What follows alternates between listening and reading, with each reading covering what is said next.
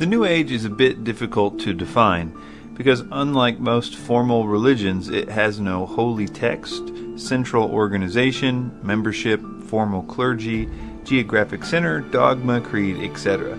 It's a network of believers and practitioners who share somewhat similar beliefs and practices. These beliefs can be added to whichever formal religion they follow, if any. In the last 10 years, the New Age has shifted out of the counterculture and into the mainstream of society. Today, its effects are felt in almost every aspect of life: medicine, politics, science, psychology, and even religion. A number of common beliefs are held by many, but not all, New Age followers. Individuals are encouraged to kind of shop for their beliefs and practices that they feel most comfortable with, kind of like a buffet line.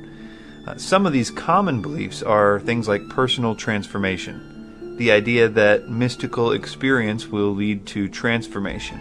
Methods to attaining that include things like hypnosis, meditation. Some believe that hallucinogenic drugs are useful to bring about and enhance this transformation. Believers hope to develop new potentials within themselves, the ability to heal oneself and others maybe, or psychic powers, new understandings of the workings of the universe, etc. Other common beliefs are divination and miscellaneous occult activity. Really anything occult. Astrology, tarot cards, runes, numerology, dream interpretation. I could go on and on and on. Channeling, which is allowing spirits to talk through you in order to get information. Channeling is actually really a foundational thing in the New Age, as we will see later. Pantheism. This is the idea that all that exists is God. And this leads really easily and naturally to the concept of the divinity or godhood of the individual or person. The idea that we are all gods. Reincarnation. This is the idea that after death we are reborn and live another life as a human. And the cycle repeats itself many times. Also the human potential movement. It's the concept of cultivating extraordinary potential. Adherents believe that the net effect of individuals cultivating their potential will bring about positive social change at large. The idea of transcendental meditation, everybody getting together and thinking about a particular subject and it having some effect on society. UFOs. A huge percent of New Agers hold a completely unshakable belief in the reality of UFOs. Often that humanity was genetically engineered by UFOs, and that explains the origin of life. Again, all this is kind of like the buffet line of the New Age. Some New Agers believe only parts of this stuff. Some of them may not believe any of these things. But the New Age does have certain core beliefs. These would be beliefs that are really the glue that holds the otherwise chaotic differences of the buffet together. Also, many times people hold these beliefs that I'm about to name and don't even realize that they are core New Age beliefs. One of these core New Age beliefs is where the New Age gets its name from. The term New Age refers to the Aquarian Age, or it did originally, which according to New Age followers is just around the corner, and it's supposed to bring in peace and enlightenment and world unity. And really, those details aren't necessary for them to believe. It's not even necessary that they believe that it's a result of the Age of Aquarius. A lot of people believe that a New Age is coming as a result of, say, 2012, or that we're going to approach a photon belt, or all these ideas, and some of the things that they think will happen will differ too. But the concept that a New Age is just around the corner is very prevalent, and that's why I called it a core New Age belief. Another core belief is closely related and often associated with the idea of the Age of Aquarius, and that is the coming spiritual evolution of mankind. There are so many different versions of what this spiritual evolution will look like that it won't really do too much good to name them all, but just know that there is an idea that a physical evolution, like they will describe Darwinian evolution and have all kinds of graphs and things about that, and then they'll say to expect that type of evolution in a spiritual sense. And as I said, oftentimes this is associated with the coming Age of Aquarius, or however they believe that's supposed to happen. Another core New Age belief is that man is inherently good, or even divine, or that he can be divine if certain conditions are met. A lot of emphasis is put on the potential for man to become like God, or to have godlike powers, or mind powers or something. Often that's tied to the previous idea of evolution. the idea that we are evolving into gods, and that's what we would call evolutionary godhood, and that it's the next step in evolution. Another fundamental thing taught is that the Bible cannot be trusted as is, and that biblical Christianity is one of, if not the biggest problem that the world must overcome in order to have this new utopia. Sometimes those in the New Age talk about Jesus and Christianity in a good light. They especially did this early on in the New Age. A lot of Christian vocabulary was used, but none of them would say that the Bible is inspired or that the Bible means what it says. In fact, even if they didn't claim that the Bible was corrupted, they might claim that you have to interpret the Bible in this special esoteric way in order to get what it truly means. And they have a lot of antagonism and even hatred for those people that do believe the traditional biblical view. And that antagonism is really always under the surface in the New Age. But in the New Age, as I like to call it, the one that has begun to form after 9/11, has really become more overt and openly antagonistic towards Christianity and Christians. Very little peace and love from them on that topic.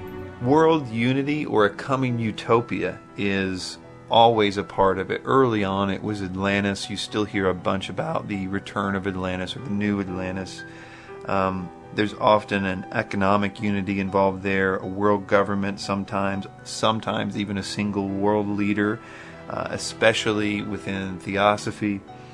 But it's also hoped for in theosophy that that leader will unite the world into spiritual unity, that is a one-world religion, and this is one of the most talked about plans at the highest levels of those that promulgate the New Age, such as Alice Bailey. Also related to this is the term New World Order, a term which Alice Bailey used quite a lot to describe this utopia. She says that as the age of Aquarius unfolds, the New Age will develop, and that will be a utopia in which there is a world government, an end to wars, disease, hunger, pollution, poverty, and especially an end of all religions. Some form of Luciferianism. Usually this is hidden or allegorical or poetic, but it's always there. Some form of veneration of Lucifer and the characteristics that are associated with him, even if they don't believe in Lucifer. Most of the early New Age writers were open Luciferians, but nowadays this Luciferianism takes all kinds of different shapes.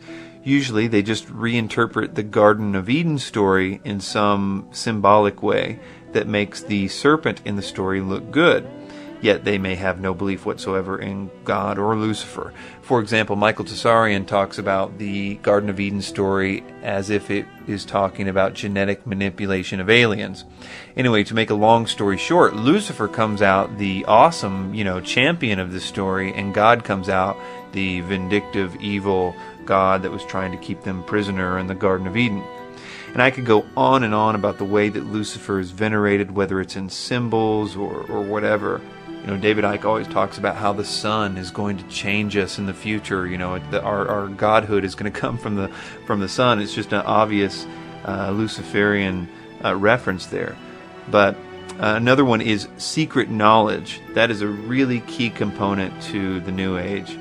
And it's the idea that if you know the right stuff, you read the right books, that there is power available for you. It's kind of this carrot on the string, and humans are just really, really vulnerable to this type of seduction, that there is a secret knowledge out there. I know when I got into the New Age, it was this idea that there was a secret knowledge that they knew about, and if I learned it, I could have all this power. That really got me on the road to all kinds of New Age and occultism and things like that. Okay, so in this talk, I'm going to be giving you a presentation essentially of my opinion on the purposes of the New Age movement from the satanic perspective. And I say it that way because the New Age movement has no headquarters. There is no agenda from the top in a physical sense. But I do believe that there is an agenda, and in fact a very methodical agenda, but it is one from a spiritual perspective. And it is essentially enforced and maintained by spiritual beings, kind of a hierarchy or a type of military system that does in fact go to the top. And that's what I would say the eye of the pyramid is in fact Satan himself. So what is the agenda from that perspective? Short term, it's to get well-meaning people to open doors of demonic influence in their lives by practicing the occult. Long term, it's to prepare the world politically, psychologically, and spiritually for the Antichrist and his attempt to cause the world to worship him.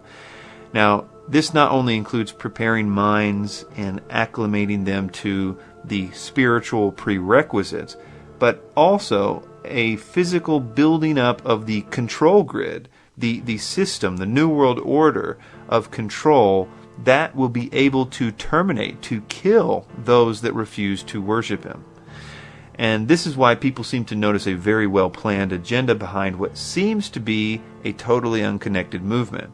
There is a plan in the spiritual dimension, and it is a plan that has been around for a long time. Some key points to be aware of as we progress is, first, that the New Age is sold to the public using pseudoscience. What that means is that it uses supposed facts and figures and charts and graphs and phrases like "scientists now know" to get people to think that the New Age beliefs are grounded in fact. And the interesting and kind of funny thing is that they rarely agree on what those facts are.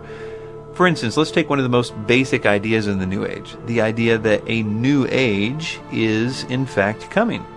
That idea is taught to people using many types of methods, using sometimes mutually exclusive ideas. One might believe that the New Age is coming, for example, as a result of the galaxy's position in relation to the Sun.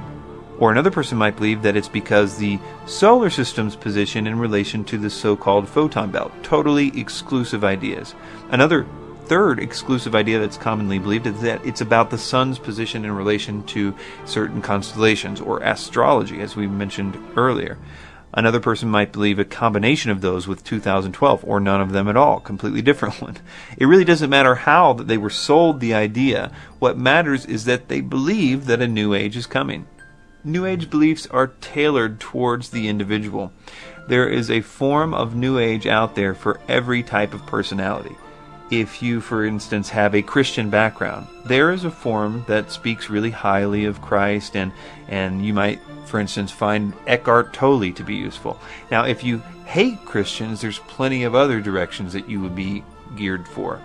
If you believe in UFOs, or could believe in UFOs, there's tons of New Age versions for you. If you are absolutely adamant that UFOs don't exist, that's fine. There's tons of New Age authors and teachers just for you too. And the next key point kind of goes along with that. Even if you don't want to be called New Age or wouldn't associate yourself with a New Age belief, that's okay, because most of the people today that believe New Age principles don't call themselves New Agers or wouldn't associate with the term. In fact, two of the biggest teachers of the New Age alive today are very outspoken against the New Age. Yet, just a simple examination of their beliefs show that they are about as New Age as anyone could ever get. Kind of related to that is there's a huge move in corporate America. Lots of Fortune 500 companies actually teach New Age principles and workshops and things like that, but they don't use a lot of the buzzwords that are commonly associated with the New Age. And finally, on the key points, much truth. That's the whole idea. A lot of truth has to be used for this to be relevant.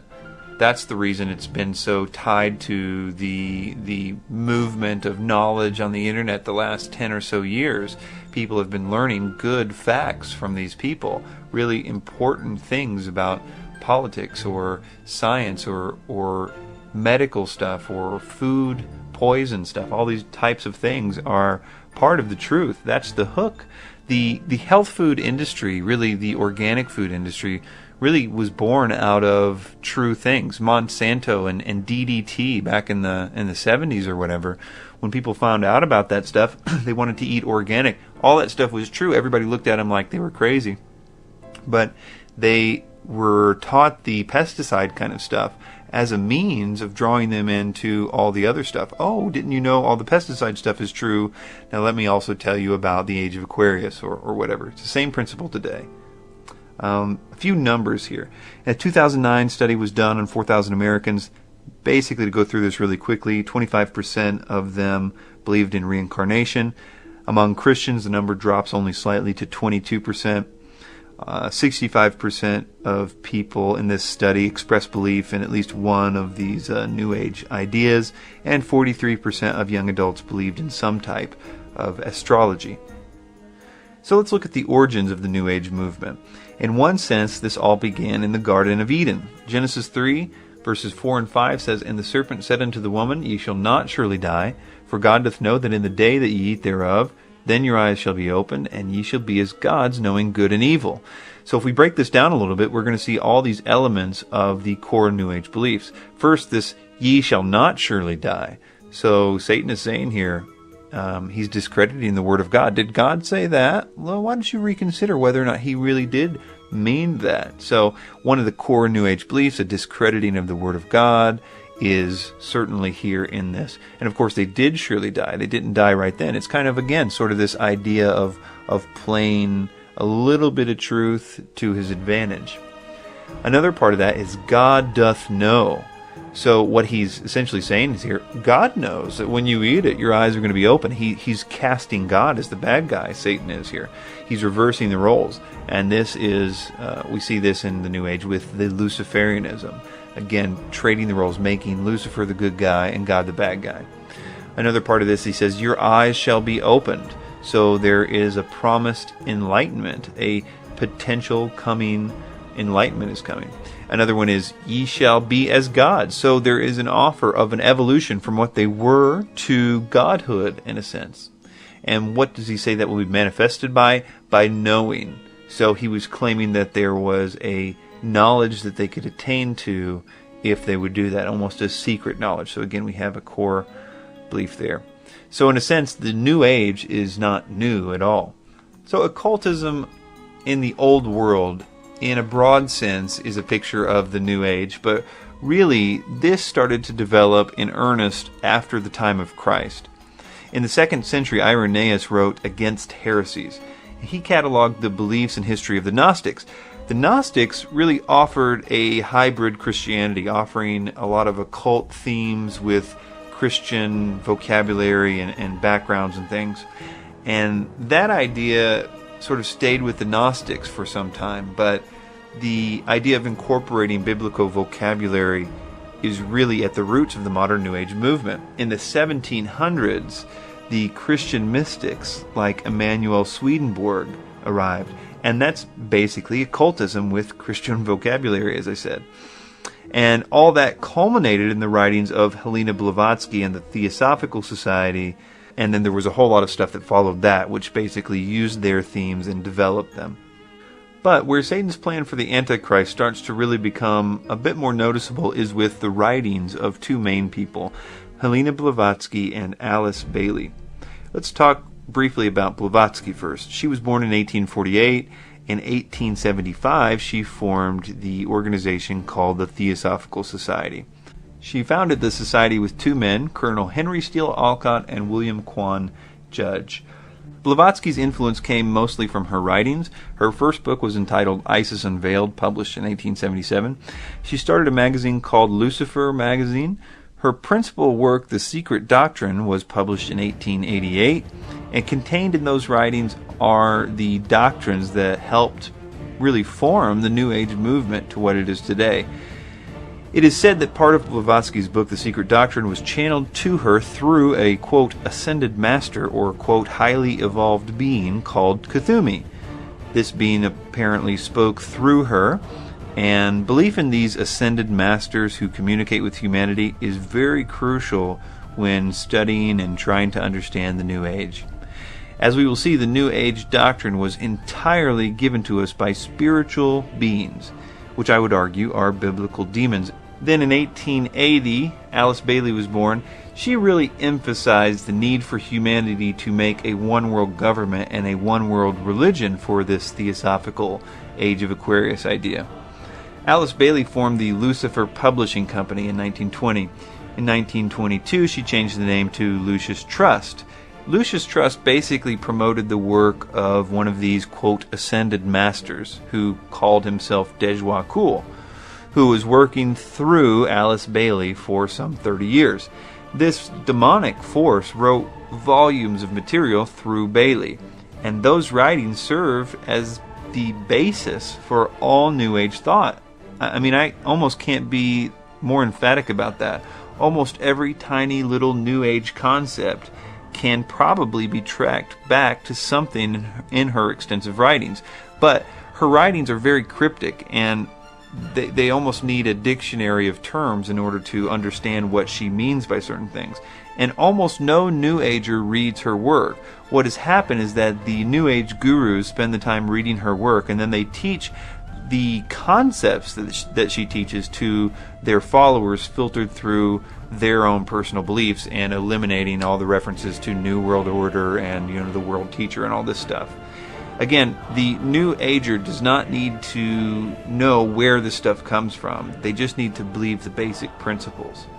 Quoting Terry Melanson here, it says, Lucis Trust is a powerful institution that enjoys consultative status with the United Nations, which permits it to have a close working relationship with the United Nations, including a seat on the weekly sessions, but most importantly, influence with powerful business and national leaders throughout the world. Through its founding of world goodwill, Lucis Trust is, quote, aggressively involved in promoting globalist ideology.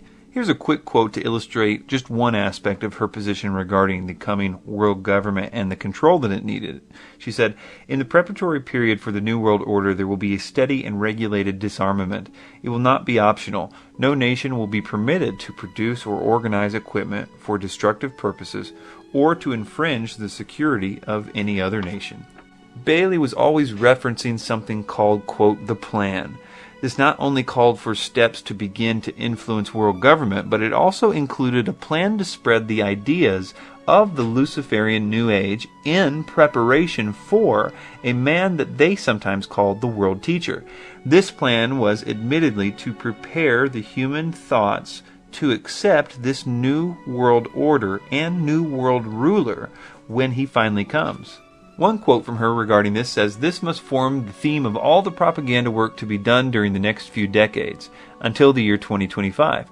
A brief space of time indeed to produce fundamental changes in human thought, awareness, and direction, but at the same time a quite possible achievement, provided the new group of world servers and the men and women of goodwill perform a conscientious task. So we'll talk about this group later on, but what she's wanting them to do is to produce propaganda to essentially change human thought and awareness and direction in preparation for her new world order, in preparation for the world teacher. Another quote says, the day is dawning when all the religions will be regarded as emanating from one great spiritual source. All will be seen as unitedly providing the one root out of which the universal world religion will inevitably emerge. Then there will be neither Christian nor heathen, neither Jew nor Gentile, but simply one great body of believers gathered out of all the current religions. So you can see that she intends to produce propaganda to get the world to think the way that she wants them to think. I want to point out, by showing the Luciferian roots of theosophy, that it is their intense veneration of Satan and Lucifer and their hatred of God that I think makes it not all that unlikely that they could be used to promote this very important satanic aspect, that is preparation for the Antichrist, because they were so given over to it.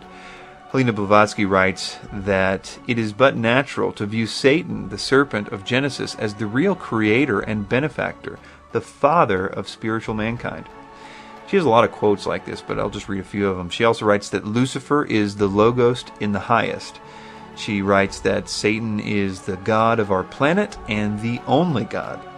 She sums up on page 513 of The Secret Doctrine by writing, Lucifer is divine and terrestrial light, the Holy Ghost and Satan, and that he is also our tempter, redeemer, our intelligent liberator and savior. And it's not just her. Plenty of theosophists wrote these types of quotes. I have pages and pages of other theosophists like Alexander Fussell and Ensri Ram, from publications like Lucifer Theosophical Magazine, just lavishing praise for Lucifer or Satan. Now we're kind of finished with the history of the New Age and what it's about, and we're going to transition now into how that relates to the Antichrist. So let's start off by just naming a short list of the Antichrist's objectives. First, a world religion in which he forces everybody to worship him. This is seen in many different places in the Bible. also a world economy and bureaucracy that requires submission to him. Not just any economy, but an economy that is essentially predicated on submission to him. We see this with, among other things, the mark of the beast. No one can buy or sell unless they have it. They have to get it on the right-hand forehead. A lot of red tape there, a lot of people that have to be involved in that.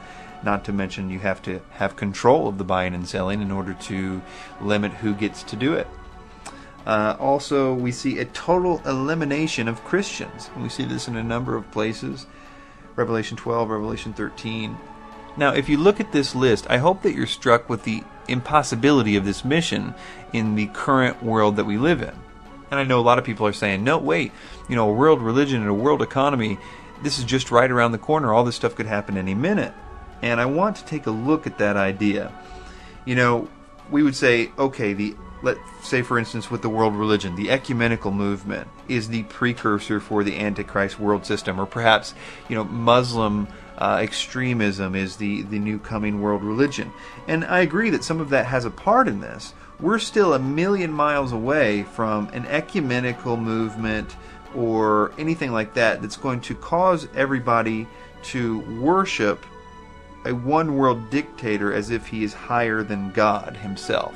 No ecumenical movement of the Catholic Church or no Muslim extremism is going to cause people to freely and desire to give their worship to a single man. We are a million miles away from that happening. If Muslims come over here and try to kill us all with the sword and try to get us to convert at sword point, that doesn't explain so much of the Bible, which seems to suggest that much of the world is seduced and desires very much to be a part of this new system. Something significant is being told about in these passages, something different than what we're seeing. You might say also in the same idea that the world economy is right around the corner. I mean, all this stuff is going to, one world currency and all this stuff, and I would say, yeah, maybe that is. It could easily happen very, very soon, but not a world economy that requires you to pledge your allegiance to one man and to give one man your worship. That would be a hard sell to militant atheists or radical Muslims or Buddhists or Catholics or anyone these days. A one world economy, sure, but not a one world economy that is based on the worship of a man.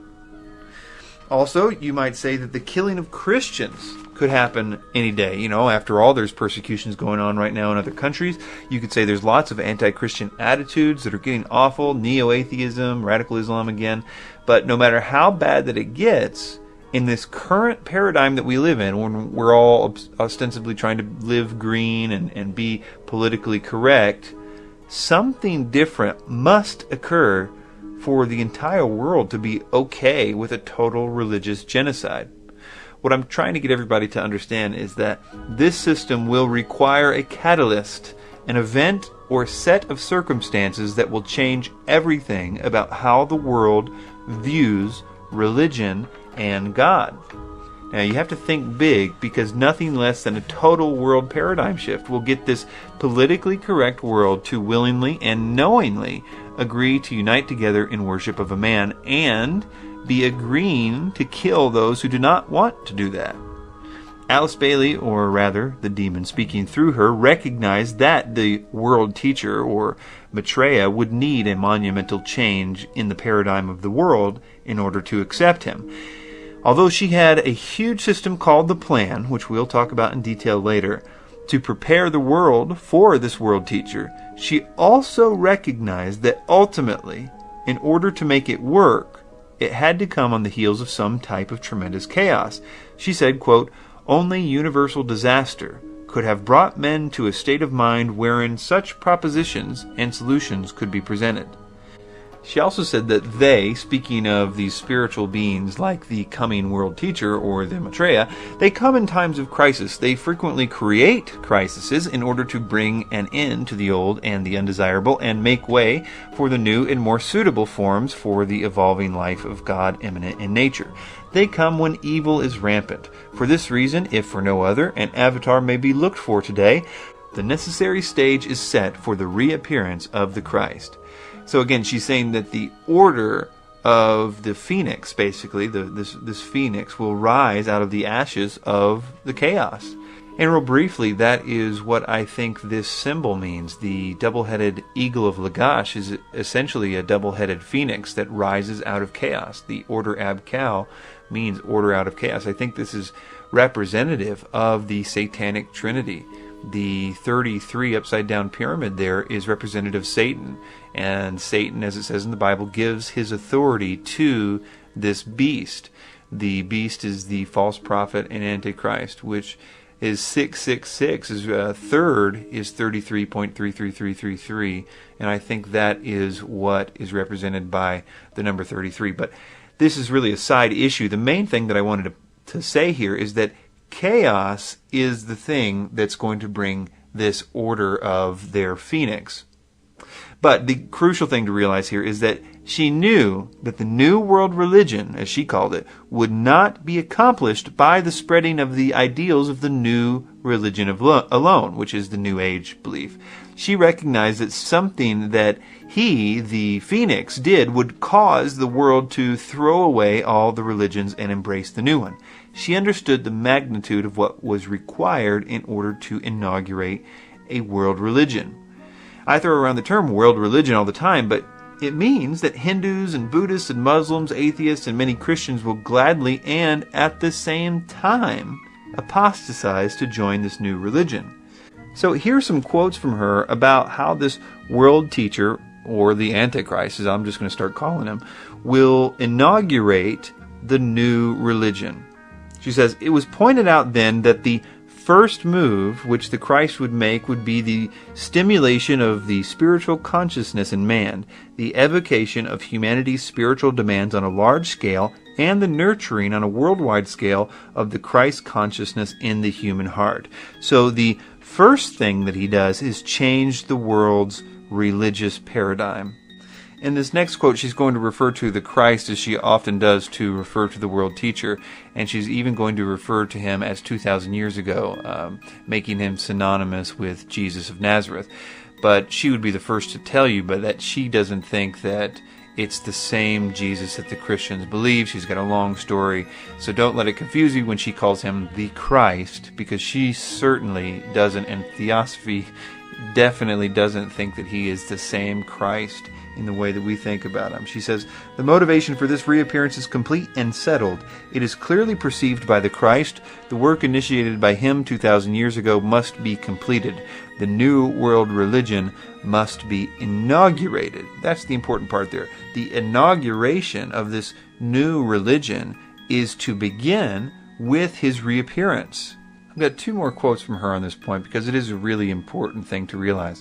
She says that this, the New World Religion will do, and its implementation will proceed apace after the reappearance of the Christ. So again, the real work of changing the religions is going to happen after he shows up. So they can only do so much to spread the New Age ideas, because ultimately it's going to require his appearance to actually make it all happen and to make the entire world believe it. And finally on this point she says, "When the Christ appears, the non-essentials will surely disappear.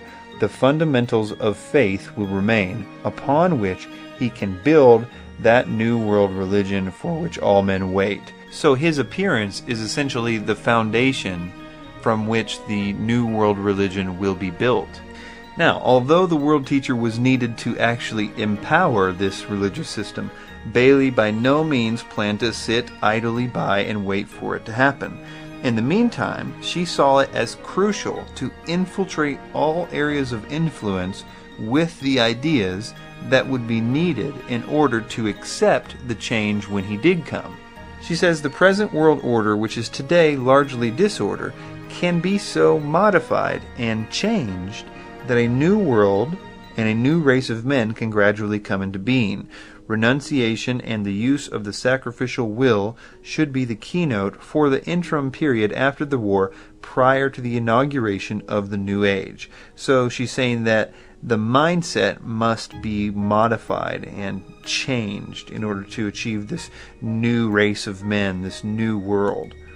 Another quote that we've already read, and I'll try not to do this again, but this one is really important for this idea that she is interested in the propaganda of changing people's minds about this.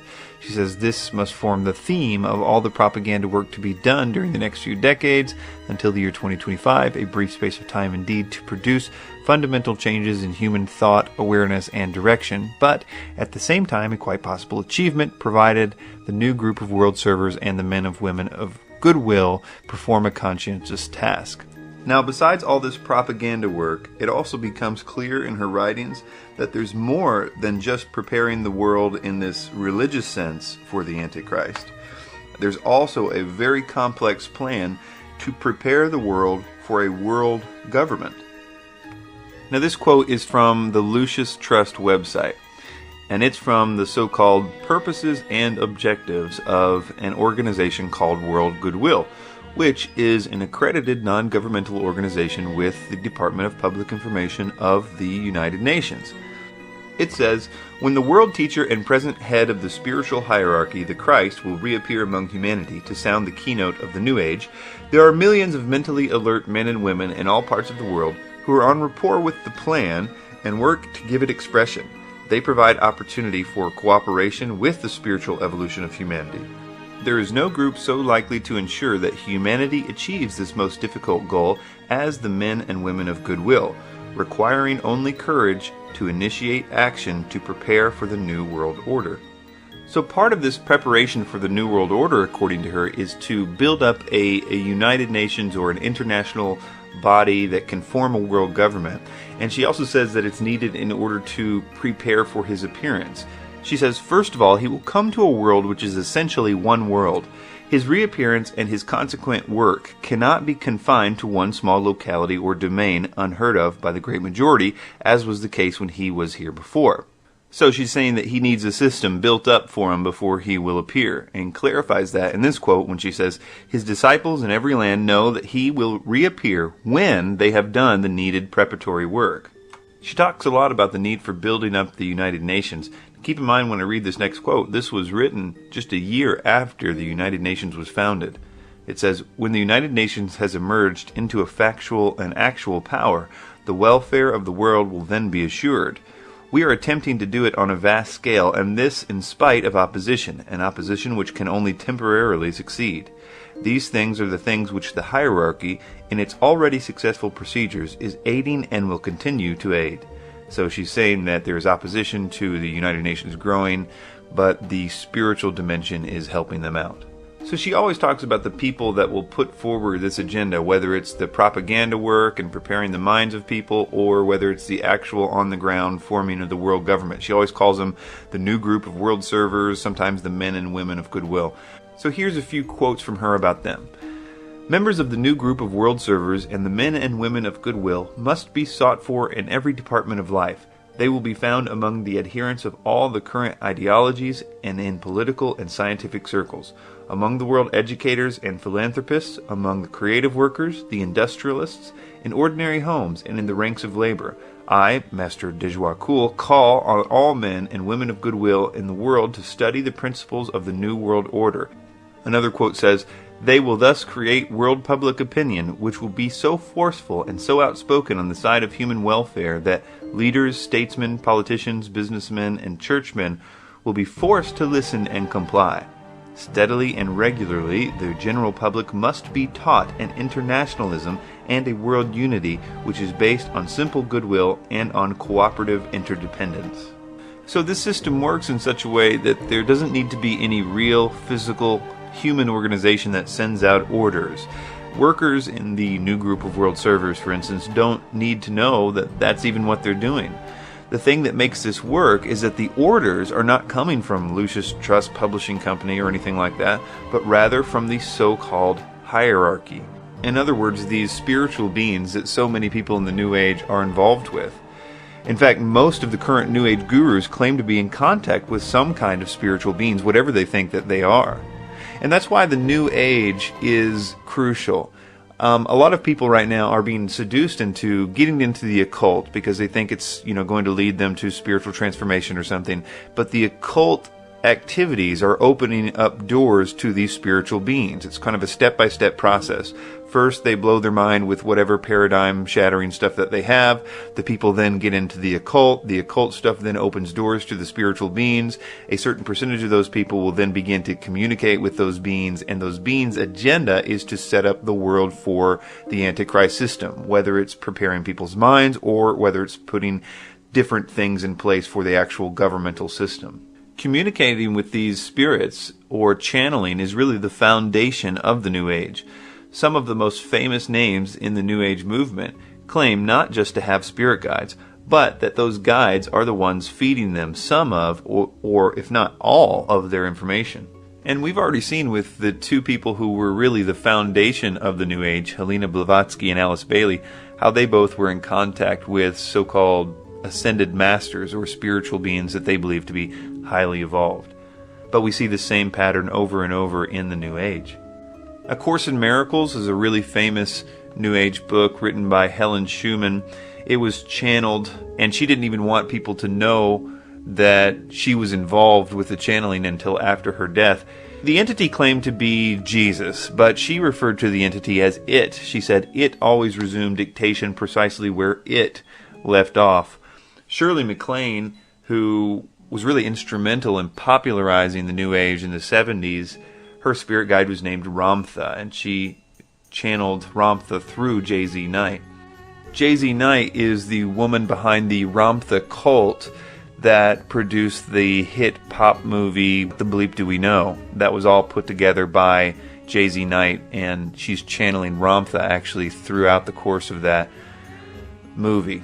Also, Conversations with God, a guy named Neil Donald Walsh. According to the title, it's God that was speaking to him, but the method was also channeled. He said it was like taking dictation. Really quickly on Neil Donald Walsh, in a section of his book, he thanks a guy named Robert Mueller, who was instrumental in the United Nations in setting up all these programs like UNESCO, the World Core Curriculum program, where he basically told people how to teach their kids. That whole program was dedicated to Alice Bailey and Dejwa Kool specifically. He said that's the principles in which his legislation was guided by. So really interesting connection there to Neil Donald Walsh and Alice Bailey. Aleister Crowley wrote the Book of the Law. He attributed that particular book to a spiritual being named Hiawas. Edgar Cayce, Levi Dowling, both the Akashic Records or the Universal Mind. The Seth material, very seductive set of material written by, as you would guess, Seth. It's actually pretty sad. The lady who was forced to write this by this entity, really, it destroyed her life. It's a very sad story about this entity and basically taking control of this woman. David Icke also has spiritual beings that, when you really look into it, that really control all the information that he gives people. And the sad thing about it is he never questions who these entities are. He literally says he doesn't know and he doesn't care who they are. And we really could go on and on with this list, especially in regard to the modern New Age or Truth movement. People like Jordan Maxwell and the Pleiadians that he believes he's been in contact with, or David Wilcock and the Egyptian god Ra. There's rarely anything in the modern New Age movement that we haven't been handed on a silver spoon from these spiritual entities.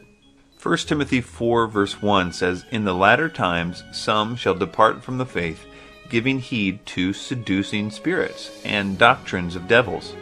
So, what are these doctrines of devils, and what do they have to do with the latter times, as it says here in this verse? I've read a lot of channeled material, that is, material that the author claims they didn't write, but rather a spiritual entity wrote through them. And when you read that type of material, it has very common themes. First, it's very seductive, it's very intelligent, but the themes that are there are very consistent. And I'm just going to put this list here. This list should actually look somewhat familiar to us because it's very similar to the core New Age beliefs that we looked at earlier. So here's a list of the things that are very, very common in material that comes from channeled spiritual beings. They seem to be very focused on these 5 things. Number 1, the New Age will replace the old one. Number 2, the Old Age is tied to biblical Christianity, the coming evolution of humanity, that man is or can become like God, and finally a unification of the world systems. So I'm going to take a look at these one by one and show you why demons would be pushing these specific things and what purpose they might have in the Antichrist's kingdom. So first, on this point that the new age will replace an old age. For that, let's take a quote from Helena Blavatsky, the founder of the Theosophical Society. She says, "Theosophists, at any rate some of them, know that it is no end of the world, but the consummation of the age, i.e. the close of a cycle which is now fast approaching. Again, the messianic cycle of the man connected with Pisces. It is a cycle historical and not very long, but very occult, lasting 2,155 years. When it enters in a few years, the sign of Aquarius, psychologists will have some extra work to do, and the psychic idiosyncrasies of humanity will enter on a great change." So the main thing that I want you to get out of this is that she's saying that this new age, the one called the Age of Aquarius, will replace the old age, which she is tying to, biblical Christianity. And she's saying in the new age, all kinds of stuff is going to change. Psychologists are going to need to do all this work. So this new age will replace the old one. That's the main thing that I want you to get out of that. But we're going to have to take this opportunity real quick to debunk this fundamental idea of the new age. That is the age concept, which I will demonstrate is a very modern idea and something that no ancient person would make the claim of. But we need to really understand what she's saying there, because it's a fundamental principle of the new age that is totally wrong. So you can look at that backdrop there on the screen. You've got Aries and Pisces and Aquarius. All these are constellations. Now, you can see there on the bottom the horizon. That's the Earth, what it looks like from the Earth's perspective. Now, over a 26,000 year period, because this is changing as a result of the precession of the equinoxes, or the wobble of the Earth. So the Earth wobbles and completes a wobble every 26,000 years. And as a result, the stars that we see on the horizon shift. So the concept is that on the equinox, wherever the sun breaks free from the horizon, if you're watching the sunrise, wherever that is, whatever constellation is in back of that is whatever age that we're in. And there's a lot of debate among astrologers as to exactly when we will enter into the next age and all that. But first I wanted you to understand what they're claiming when they say we're in the age of Pisces right now and we're about to enter the age of Aquarius. That's essentially how that they are mapping that age shift. Now I'm going to read to you a refutation of a woman named Acharya S., who was behind a lot of the information in the Zeitgeist films, very popular on the internet. And he is a professor at the University of Chicago of astronomy and astrophysics. He's writing a book on Renaissance astronomy. I could read a lot of his credentials, but to make a long story short, he's very qualified to answer Acharya S.'s and basically Helena Blavatsky's claim that the Bible was written to describe the age shift, because it's a physical impossibility for a number of reasons. So I'm going to really quickly read this rebuttal from Dr. Noel Swerdlow, and then I'm going to discuss Acharya S.'s response to it, because I think you'll find that interesting as well. He says, "In antiquity, constellations were just groups of stars, and there were no borders separating the regions of one from the regions of another. Within which group of stars the vernal equinox was located was of no astrological significance at all. The modern ideas about the age of Pisces or the age of Aquarius are based upon the location of the vernal equinox in the regions of the stars of those constellations. But the regions, the borders between those constellations, are a completely modern convention of the International Astronomical Union for the purpose of mapping, and never had any astrological significance. I hope this is helpful, although in truth what this woman is claiming is so wacky that it is hardly worth answering. So when this woman says that the Christian fish was a symbol of the coming age of Pisces, she is saying something that no one would have thought of in antiquity, because in which constellation of the fixed stars the vernal equinox was located was of no significance and is entirely an idea of modern, I believe, 20th century astrology." In Acharya's response to this, she essentially just talks about how the ancient peoples knew about the zodiac in some form or another for a long time. But that's not at all what is of concern here. What's of concern is, did the ancient people think that the location of the equinox among one of the other zodiacal constellations, or the age concept as we see in modern astrology, exist?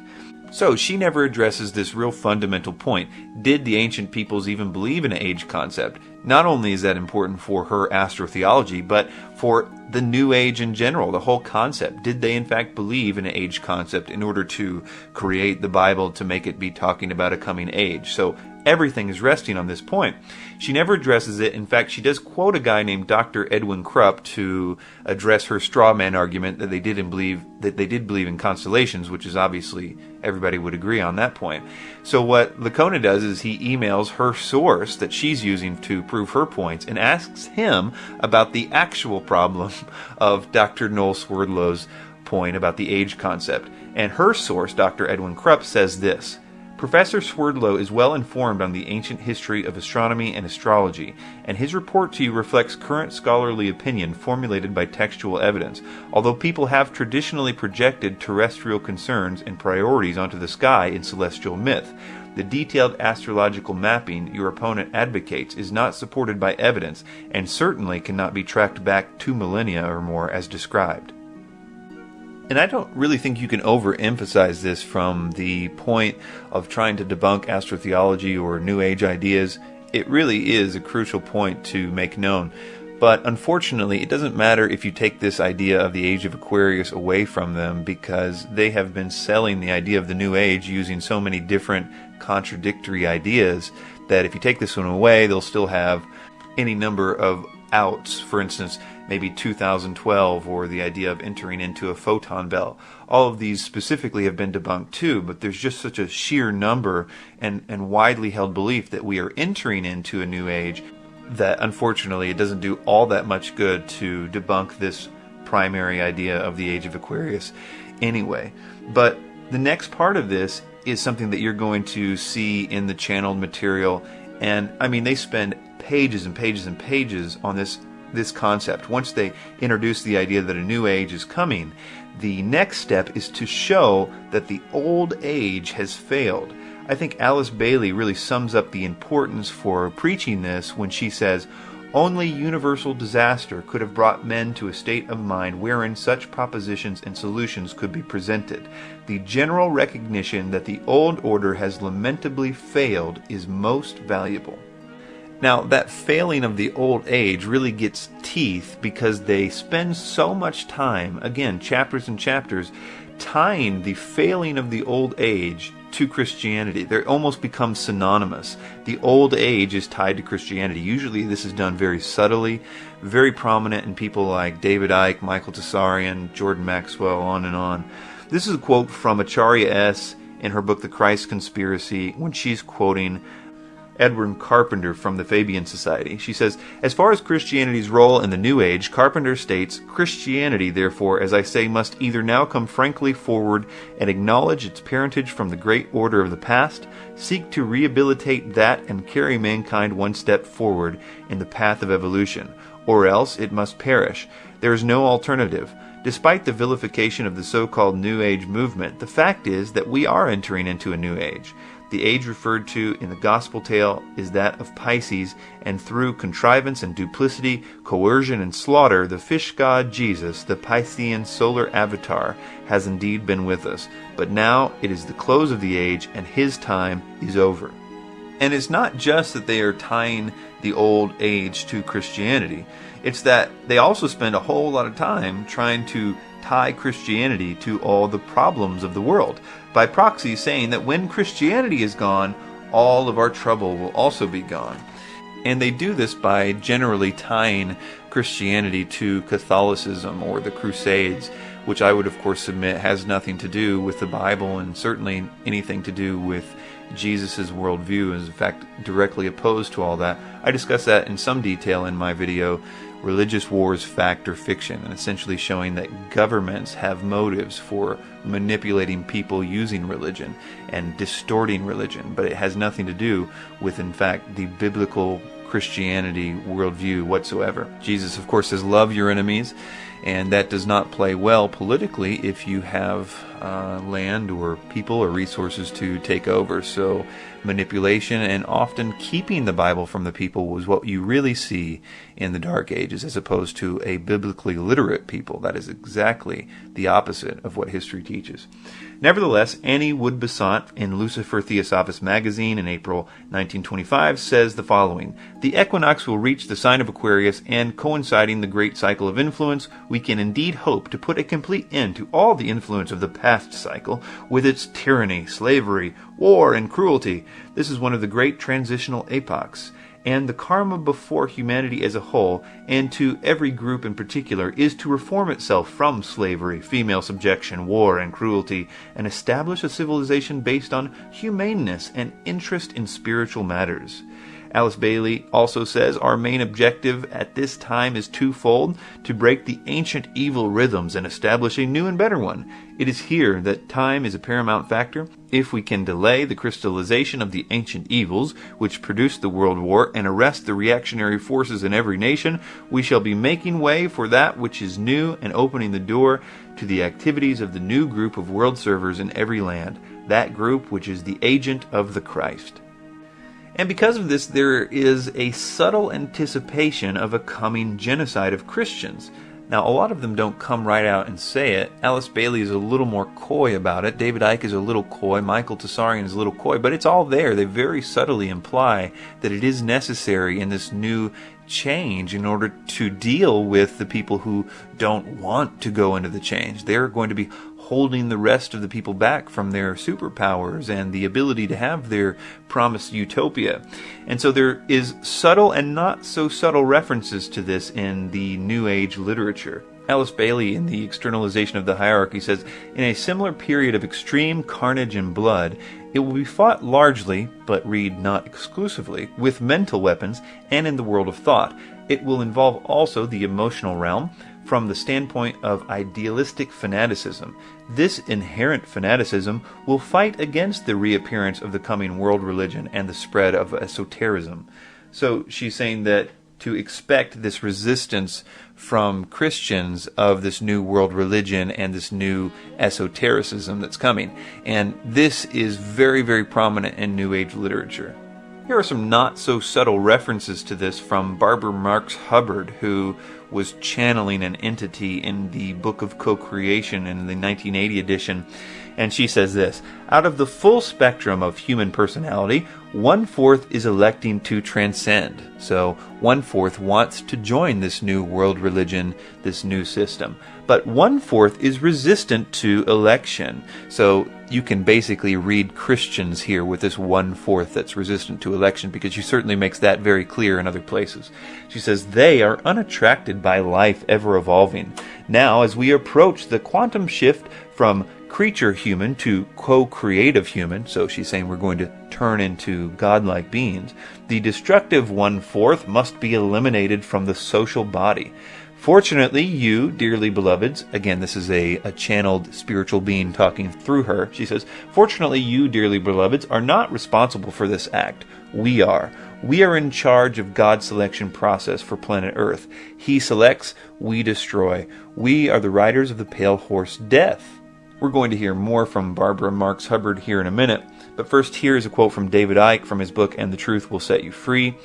He is talking about Christians here when he says those who follow the propaganda of the global elite and the prison warder consciousness. He's very subtle about that. You couldn't really pin him down on it, but there are many different ways you can see that he's specifically talking about those who believe in Christianity, among others, but that is certainly his primary focus. He says, "Others who follow the propaganda of the global elite and the prison warder consciousness will cling to the old vibration in their desperation to find security. They will become ever more vehement in their religious, political, and economic dogma. They will resist the rising vibrations if they choose that path, and this will have mental, emotional, and physical effects. These two states of being, the programmed mind and the open mind, will be more obvious with every month to those who know what is happening." So you might be getting an idea of how this could play into the false piece of the Antichrist system, but don't worry, I'm going to explain more about that in just a second. But another consistent doctrine of demons is the idea that humanity should expect an evolution very soon. Often this idea is preceded by a long explanation of regular, Darwinian type evolution, like in the case of Barbara Marx Hubbard, who we just read. That's a big part of her presentations, is explaining regular evolution and then saying that, since species evolve, we are also about to evolve into something new. But that's not always how it's done. Sometimes they say that we're not actually going to look different, but only our spirits will evolve. Others say that we will actually be changed into light beings and no longer exist on the physical plane. All kinds of variations about that. So I mention all that just to show you that it doesn't matter how you come to believe that a spiritual evolution is coming.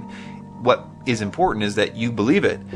And another aspect of that is that this spiritual evolution is supposed to be based on your religious preferences according to them. We just read all those quotes where it was saying that, these certain people, they will choose not to evolve.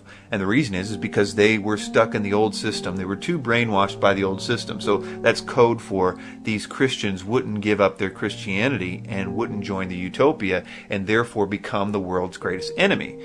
I want to quickly point out why the Christians won't join this new utopia, even if it looks really, really good and really solid. The reason why it's specifically Christians is because it was specifically Christians that were warned about this false utopia that will pretend to be good and look good and everything about it will seem good, but they have been warned that it isn't good. And that's a criticism that people often say about Christians in the Bible. They will say, well, the Illuminati wrote the Bible because they want to get everybody to believe that it's the return of Christ. And so they'll essentially, think that the New World Order is good. But that explanation makes no sense if you've actually read the Bible and understand prophecy. What it's saying is, yes, Jesus is going to return, and before that, Armageddon and everything happens. But before that, there is going to be a false utopia, a false peace, a false world government, a false world religion forced on everybody, and to resist it at all costs because it isn't what it seems. That's the element that people seem to forget when they're putting that charge on the Bible and saying, well, the Bible was written by the Illuminati. If it was, then it's the most ridiculous thing for them ever to do, because it is essentially the most anti-New World Order document on the face of the planet. So getting back to this idea of the spiritual evolution of humanity and this new system, the idea is that every good thing is going to be possible in this new Atlantean system. All wars are going to be over, all the people are going to live in peace, and as a bonus, everyone's going to have superpowers as well. David Icke literally quotes a demon at the end of every one of his lectures. This quote is pretty much indicative of a lot of the channeled information, but I just wanted to read it to again solidify the mindset that's being taught here. He says, in 1990 I experienced this, and it stood the test of time in my experience. It says, my own allegiance to your planet goes back to the Atlantean period. As the energies around your planet quicken, so these latent energies. These energies that were withdrawn were now being phased back in. They will gradually be awakened as the consciousness level of your planet raises itself.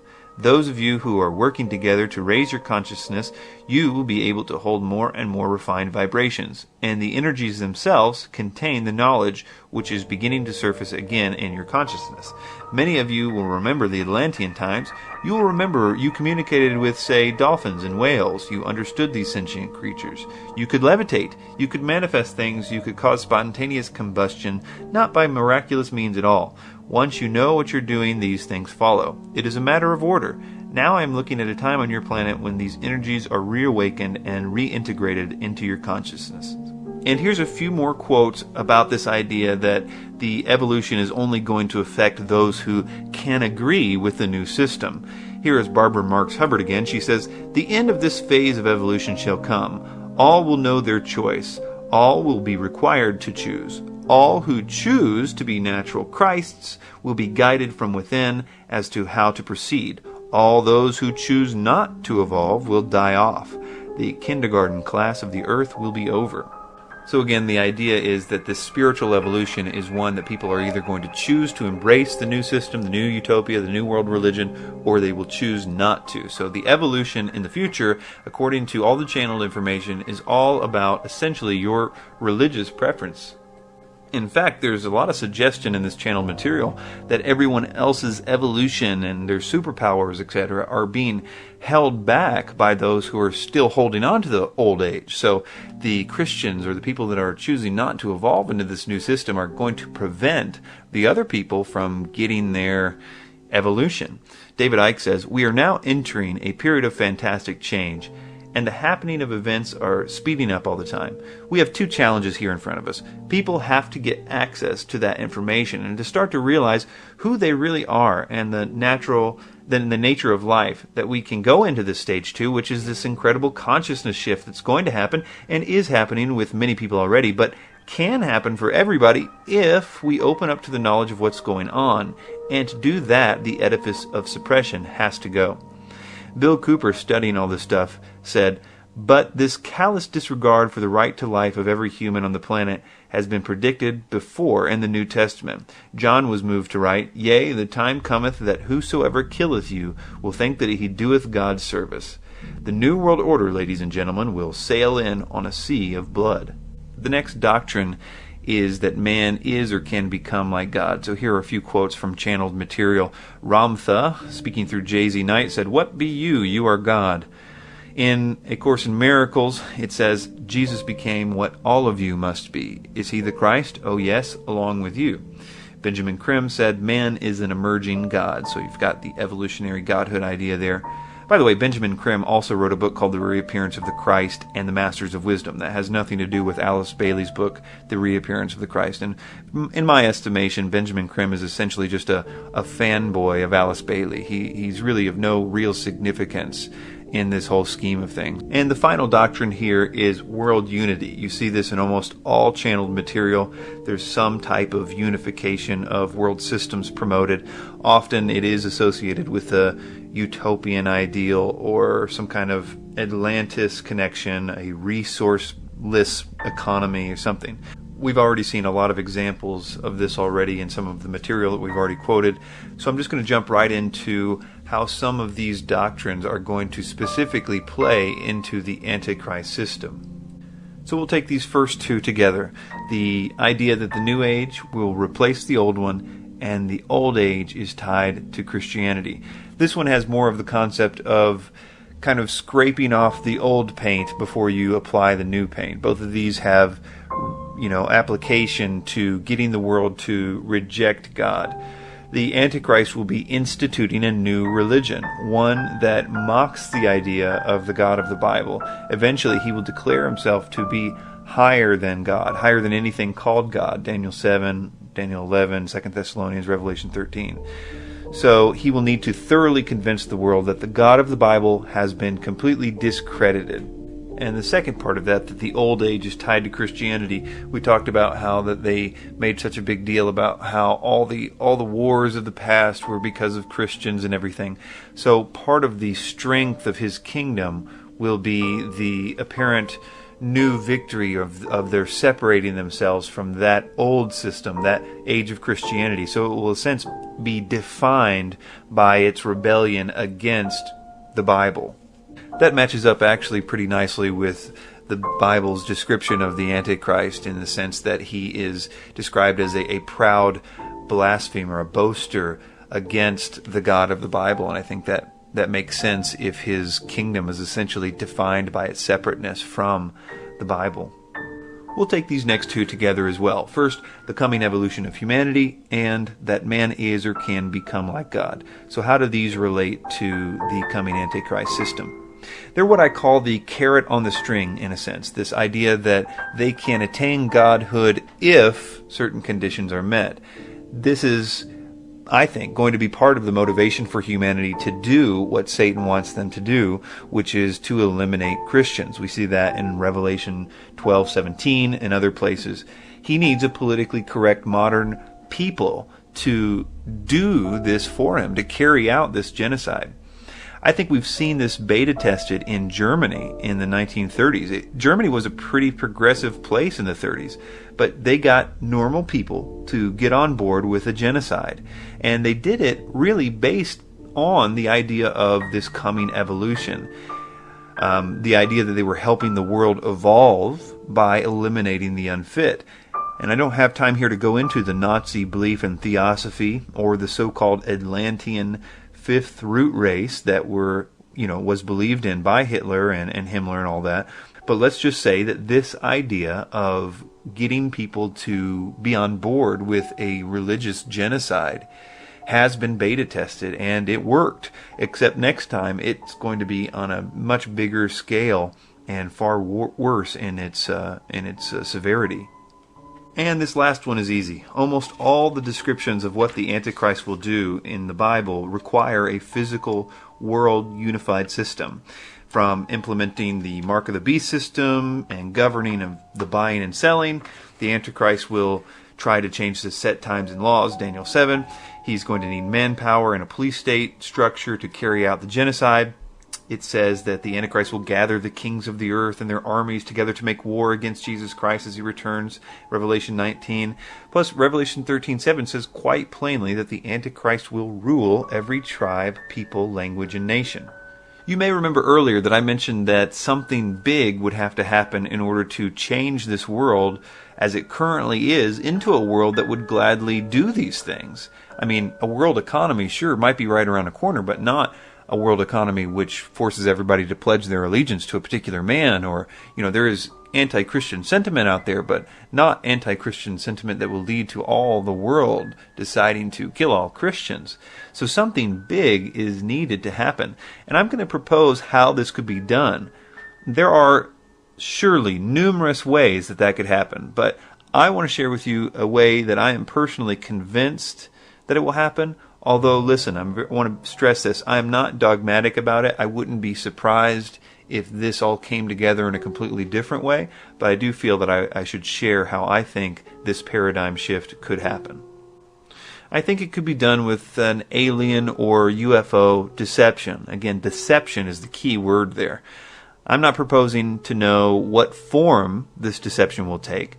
It could be a number of options, like aliens, supposedly showing up, stepping out of craft, landing on the White House lawn kind of thing. Or it could be some sighting of craft, perhaps hovering over different cities like we've seen in different movies.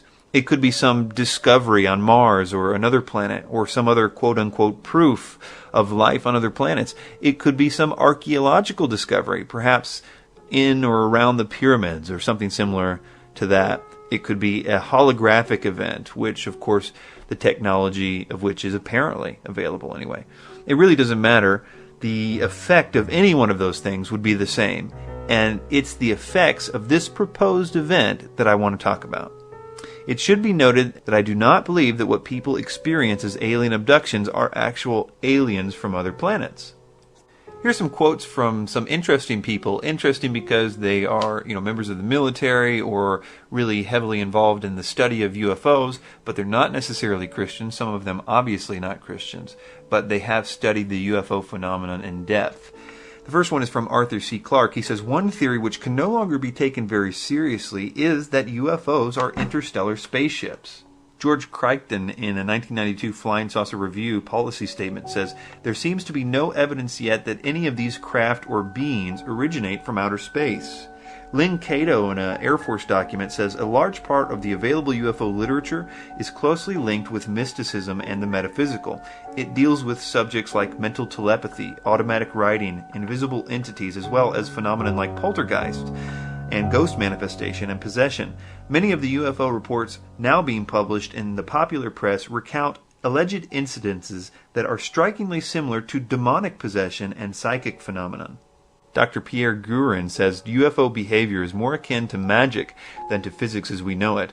The modern UFOnauts and the demons of the past are probably identical.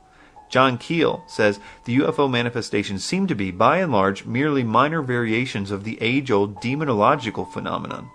Trevor James in Flying Saucer Review says a working knowledge of occult science is indispensable to UFO investigation. Whitley Strieber, who is probably one of the most famous UFO abductees, in his writings describes the evilness of these entities and that they had to be demons. There's so many quotes from him on this.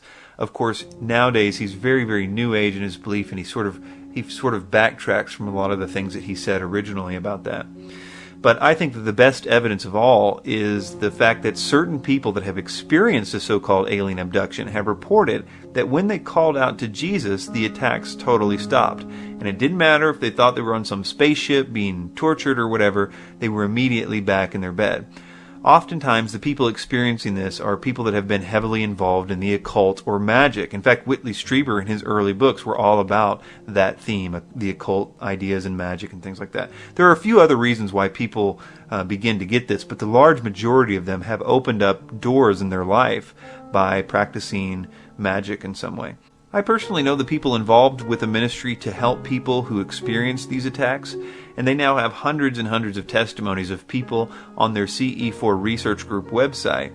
These are people that have ended their encounters with these demonic beings by calling out to Jesus for help, and that have completely terminated them for good by giving their lives to Him. Their mission statement on their website says that the mission of CE4 Research Group is to share with the world the most powerful evidence known that exposes the alien entities for who they really are. That evidence is in the testimonies of those who have overcome the experience, the oppression, the bondage, the harassment, the control, the lies, the deception that these entities perpetrate by calling out in the name and authority of Jesus Christ. Through this evidence of these testimonies, we will be able to help others. The world asks for this evidence, and we will give it to them. We share this evidence through any means of communication available. So let's look at why I think that the alien deception idea would essentially do this impossible task. That is, make the world believe all the things on this list.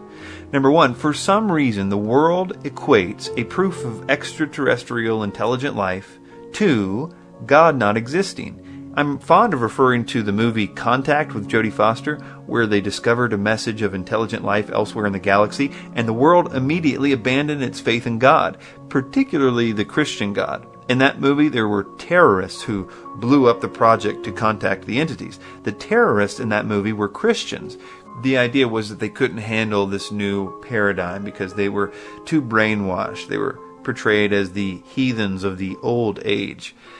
You know, if this alien deception happens, Christians who refuse to believe the official version of the story about aliens will become public enemy number one. They're going to be characterized as the poor souls who cannot adapt to the new thinking, the feeble-minded brainwashed who, even though their God has now been proven to be wrong, they go on talking about how the new aliens are holographic deceptions or worse, demons. You can just imagine the contempt that the world would have, if they really believed that this proved that God didn't exist. They, in their minds, would think, well, the only reasons the Christians are still believing what they're believing is because they can't handle it. They can't break free from all the years of programming. That's exactly what the world is going to believe. But the Christians are saying, no, we've been expecting this for a long time.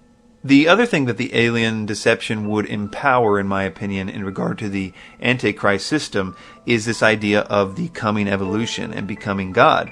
I've always struggled with the idea of how could you get a common people, farmers and factory workers and John and Jane Sixpack to believe that they're on the verge of a new agey evolution and that they can potentially become like gods and have powers and all this stuff. But only if they knock out the Christians first. That's never going to happen.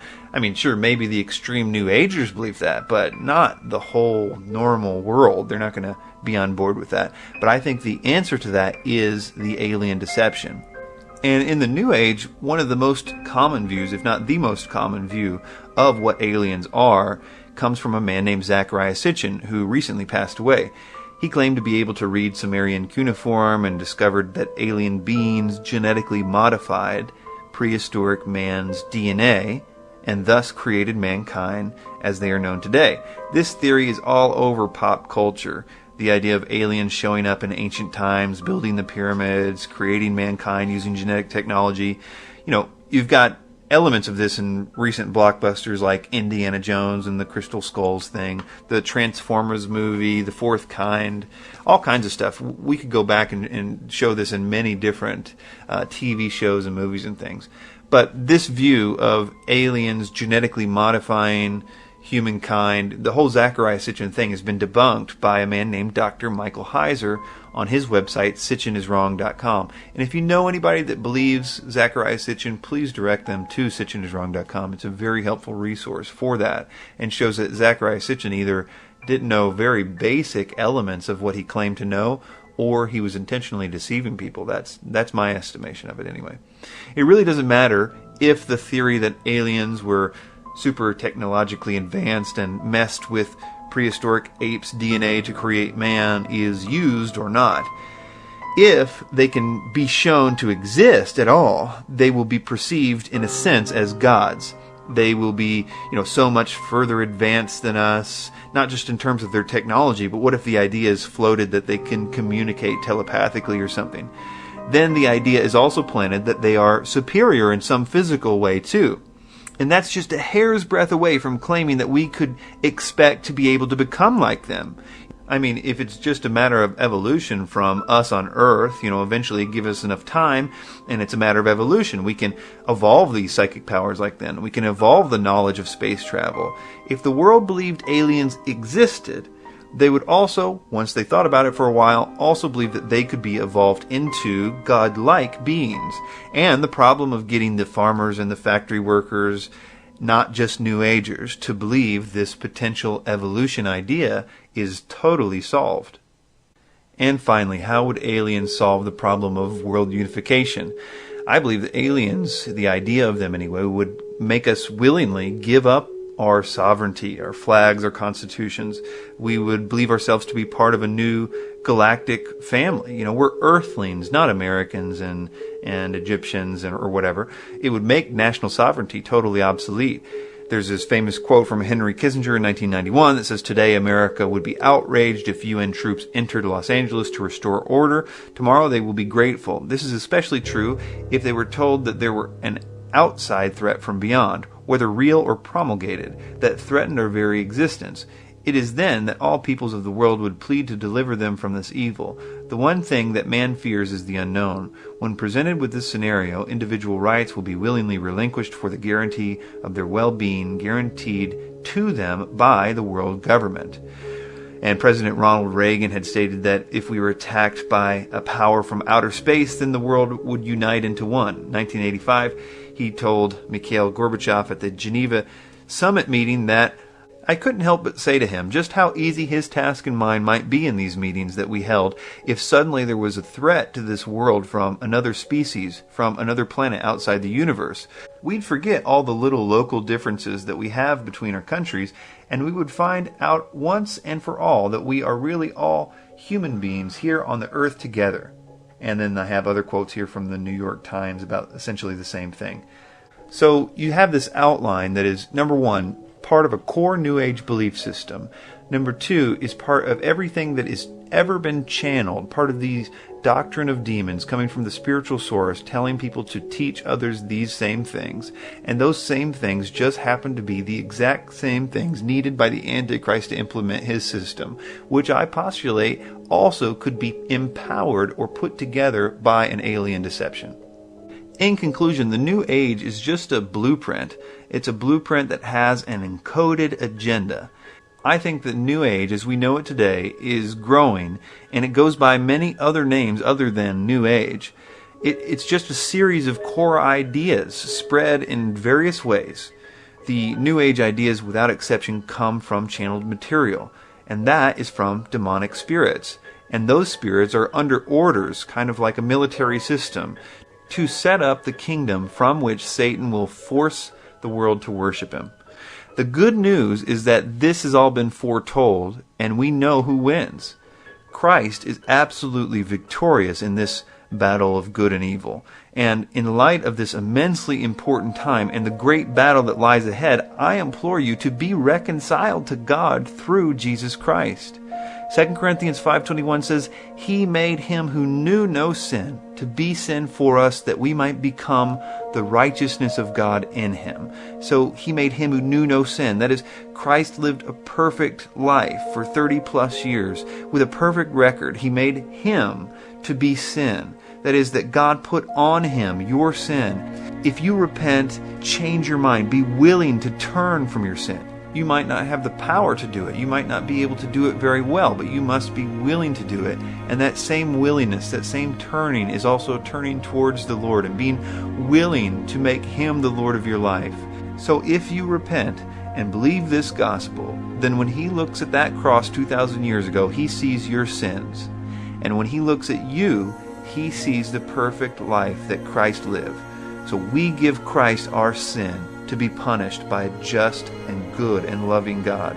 And He gives us His righteousness so that we can enjoy the rightness before God that He deserved, not us. That's why it said in Romans 8:1, there is therefore now no condemnation to those who are in Christ Jesus.